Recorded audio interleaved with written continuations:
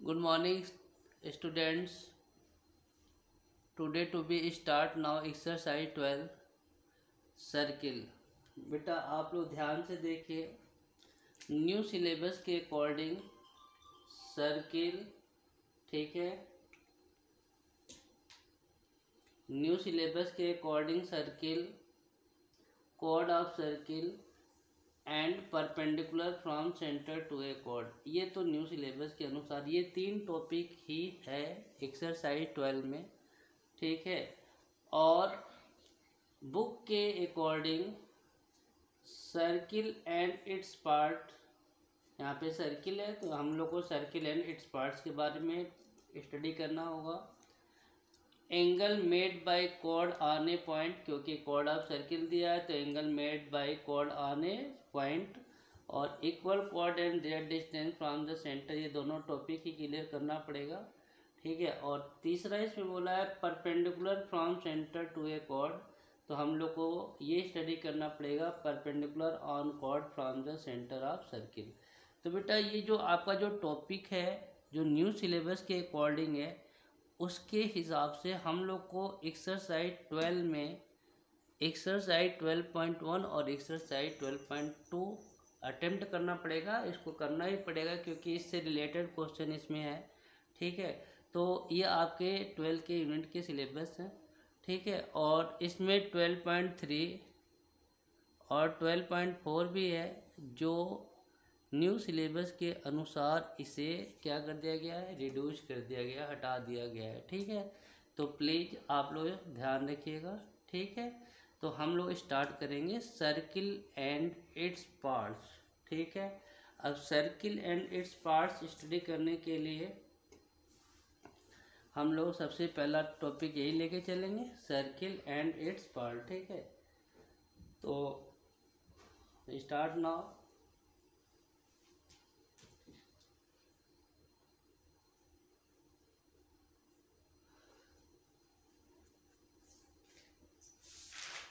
सबसे पहले सर्किल के बारे में जो हम लोग स्टडी करेंगे, तो सबसे पहला क्वेश्चन ये आता है इसमें, ठीक है।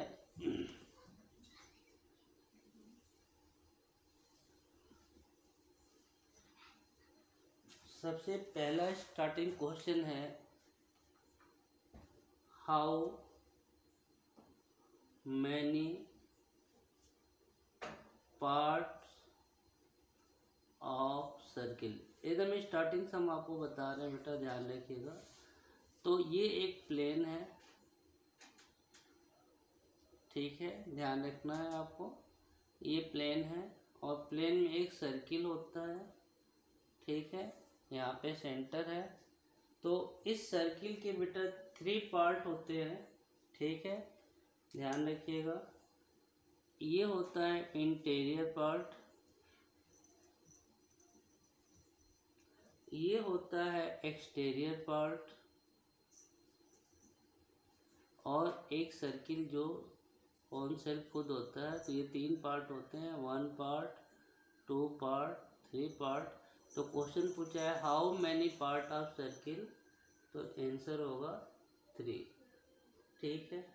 इंटीरियर पार्ट, ठीक है, इंटीरियर पार्ट जो होता है, लिखा है इंटीरियर और एक्सटीरियर, तो ये इनर पोर्शन, इसको बोलते हैं इनर पोर्शन ऑफ सर्किल, ठीक है। और एक्सटीरियर पार्ट को हम लोग बोलते हैं एक्सटीरियर पोर्शन, ठीक है, ऑफ द सर्किल, एक्सटीरियर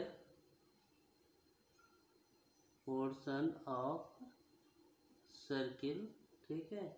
और सर्किल तो सर्किल ही होता है, तो इसको हम लोग बोलते हैं होल सर्किल, ठीक है। तो इस तरह how many part of circle, that is the 3 part of the circle, ठीक है, सर्किल, इंटीरियर और एक्सटीरियर, ठीक है। फिर इसके बाद दूसरा क्वेश्चन आता है, जो क्वेश्चन नंबर 2 है। ये क्वेश्चन नंबर 1 है और ये क्वेश्चन नंबर 2 है। तो क्वेश्चन नंबर 2 में आता है how many radius in a circle, एक सर्किल में कितने रेडियस होते हैं। तो देखिए ये सर्किल है, ठीक है बेटा, ये सर्किल है ना, और पॉइंट ऑफ सेट से मिलकर बना होता है, बहुत छोटे छोटे पॉइंटों से मिलकर सर्किल बनता है, ठीक है। That is the locus. Study करेंगे तो आपको पॉइंट ऑफ सेट पता चल जाएगा। तो बहुत छोटे छोटे पॉइंटों से मिलकर सर्किल बनते हैं, ठीक है। ये मैंने आपको बहुत छोटे छोटे पॉइंट दिखा दिए। और दैट इज द सेंटर। तो सेंटर से किसी भी एक पॉइंट को हम लोग मिला दें, ठीक है। That is the radius. तो देखिए कितने छोटे छोटे पोर्शन मिलते जाएंगे, तो आपको पता चल जाएगा कितने रेडियस हो सकते हैं इसमें, ठीक है। तो how many radius in a circle, तो आंसर आएगा इनफाइनाइट, ठीक है, ध्यान रखिएगा, ठीक है। फिर इसके बाद क्वेश्चन नंबर 3 है, और टॉपिक भी अपना यही है, कोड, ठीक है, ध्यान रखिएगा कोड के बारे में, ठीक है। तो ये सर्किल है और ये इसका कोड होता है। देखिए ये जो ए बी है, ए बी कोड, ठीक है। तो ये जो कोड है ए बी, उस सर्किल को हमेशा 2 डिवाइड में हो जाता है। एक तो हो जाता है माइनर सेगमेंट और एक हो जाता है मेजर सेगमेंट, ठीक है। तो कोड के बारे में भी आपको पता चल गया, ठीक है। और चौथा टॉपिक में हम लोग ले लेते हैं डायमीटर, ठीक है। तो आप लोगों को पता है कि रेडियस का डबल डायमीटर होता है। तो देखिए ये सर्किल है, ठीक है, और ये डायमीटर लिखिए, देखिए ये पूरा ही डायमीटर है, ठीक है। तो हम लोग अगर रेडियस का डबल कर दें तो किसके इक्वल हो जाएगा, डायमीटर के इक्वल हो जाएगा, ठीक है। और सबसे बड़ी जो होती है, the longest chord of the circle, the longest chord of a circle is known as diameter। हम लोग उसको डायमीटर के नाम से जानते हैं सबसे पहले, ठीक है ना, ध्यान रखना है आपको, ठीक है। The longest chord of a circle is known as diameter, ठीक है, ध्यान रखिएगा, ठीक है। अब छोटी छोटी बातें आपको क्लियर करनी है इसमें से, ठीक है। तो ये आपको इंट्रोडक्शन टाइप का ही है। और सबसे पहले लिखा था सर्किल एंड इट्स पार्ट्स के बारे में, तो हमने यहाँ पे अभी आपको 4 पॉइंट बताया है। अब आगे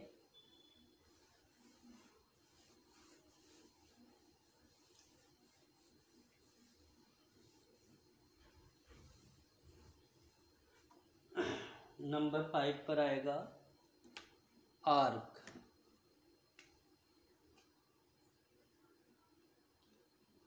ठीक है। तो देखिए ये सर्किल है,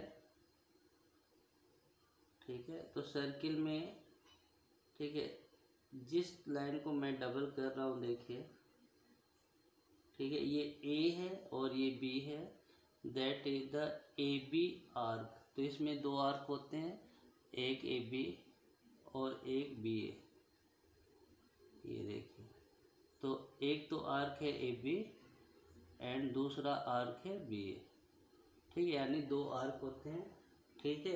एक तो स्मॉलेस्ट आर्क होता है और एक बिगेस्ट आर्क होता है, तो थोड़ा सा ध्यान रखना है, ठीक है। तो आर्क के बारे में आपने देख लिया, ठीक है। अब आगे इसके बाद हम आपको स्टार्ट करते हैं कि आर्क के द्वारा एंगल मेजर, आर्क मेजर यहाँ पे लिख देते हैं, ठीक है। छोटी छोटी सी बातें ध्यान रखनी पड़ेगी, तो यहाँ पे हम लोग लिख देते हैं माइनर आर्क के द्वारा क्या एंगल बनता है। देखिए ये सर्किल है, यहाँ से यहाँ तक आपका आर्क है, ए बी आर्क है, ठीक है। तो यहाँ से जो सबटेंड एंगल होगा सेंटर पर, यहाँ पे सेंटर भी लगा दीजिएगा, तो सेंटर से मेजर आर्क के द्वारा ये जो एंगल बनता है that is the interior angle. ठीक है, ध्यान रखिएगा, इंटीरियर एंगल। ठीक है, तो इसको कहते हैं the if angle sustained by arc at the centre is given in degree. ठीक है, ये आर्क जो होता है वो हमेशा 180 से बिलो होगा। ठीक है, और इसी के द्वारा ये जो एंगल बनता है, ठीक है, तो ये इंटीरियर एंगल आपने देख लिया, और इधर वाले को बोलते हैं एक्सटीरियर एंगल। ठीक है, ध्यान रखना है आपको बिल्कुल ही। तो ये ए बी आर्क है, इसके द्वारा दो एंगल सस्टेंड हो रहे हैं सेंटर पे, एक तो इंटीरियर और एक एक्सटीरियर। ठीक है ना, ध्यान रखिएगा। और इसी तरह ये तो ए बी आर्क के द्वारा बनना, उसी तरह बी ए आर्क के द्वारा भी आपको दो एंगल बनेगा। तो बी ए आर्क के द्वारा ये एंगल तो इंटीरियर हो जाएगा और ये एक्सटीरियर हो जाएगा। ठीक है, तो थोड़ा सा इसको ध्यान रखना है। और इसी से रिलेटेड आपको मतलब क्वेश्चन चालू हो जाएगा। तो ये माइनर आर्क के द्वारा भी था और मेजर आर्क के द्वारा भी एंगल सस्टेंड था सेंटर पे। ठीक है ना, ध्यान रखना है बेटा आपको। ठीक है, फिर इसके बाद आता है कॉन्ग्रुएंट सर्किल। कॉन्ग्रुएंट सर्किल, तो कॉन्ग्रुएंट सर्किल क्या होता है? ठीक है, तो आप लोग को छोटी सी बात आपको ये ध्यान रखनी है कॉन्ग्रुएंट सर्किल में। ठीक है, कि टू सर्किल आर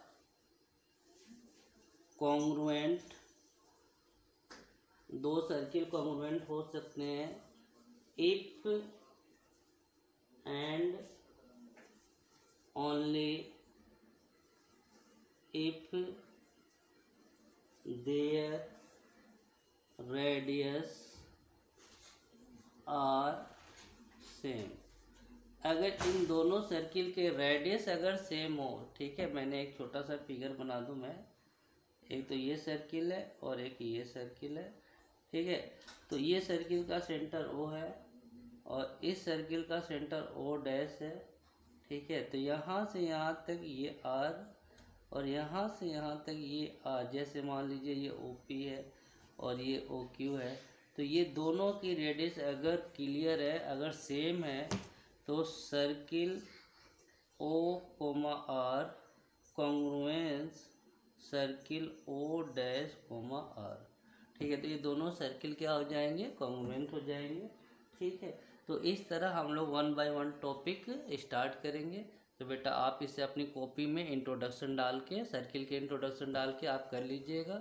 ठीक है, और फिर हम लोग टॉपिक स्टार्ट करेंगे, पहला टॉपिक। ठीक है, और पहला टॉपिक आप में एक्सरसाइज 12.1 है, वो बहुत इजी है। ठीक है, कि सेंटर कहाँ होता है सर्किल में। ठीक है, फिर अगर कोई भी पॉइंट को हम लोग डायमीटर से भी आगे इंक्रीज कर दे तो उसे क्या कहते हो, कहाँ पर पोजीशन उसकी होगी। ठीक है, फिर the longest chord of the circle के बारे में है। तो छोटी छोटी बातें हैं 12.1 में, तो वो आप अपनी बुक से अगर देखेंगे तो आपको कुछ समझ में आ जाएगा। और फिर इसमें ट्रू और फॉल्स है, तो उसे भी आपको करना है कॉपी में।